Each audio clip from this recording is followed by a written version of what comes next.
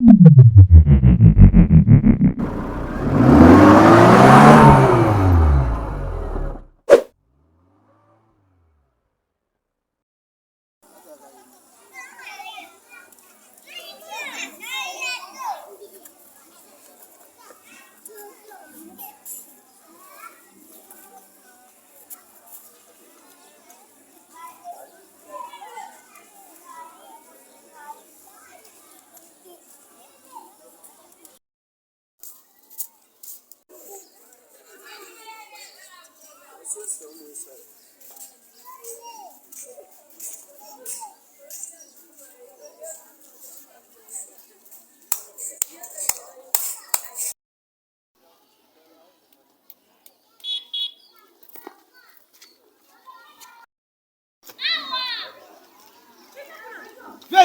fidèle. Ouais, petit nanga fraîcheur.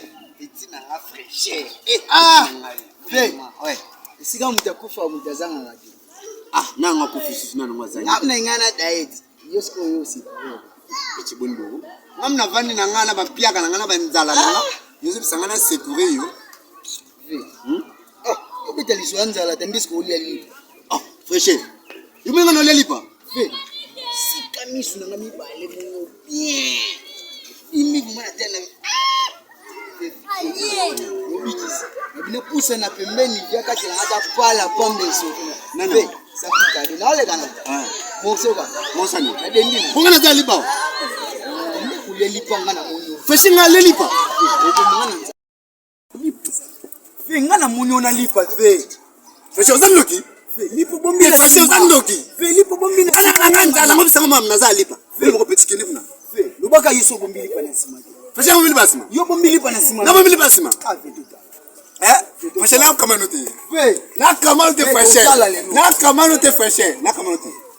Salipa walipa. Fashinga. Walipa na ngai. Fashinga pesa lipa. Yolo dala. Na venga yo. Na ve fashinga na venga. Zama. Na venga ta pesa lipa. Na katelo. La cadre de fraîcheur, la cadre de lipa. Lipa ça qui a fraîcheur, peut lipa là. Fraîcheur, lipa là. Lipa là, tiens fraîcheur, pardon, peut lipa. Fraîcheur. Comment vous la fraîcheur peut lipa là? Hein? Fraîcheur.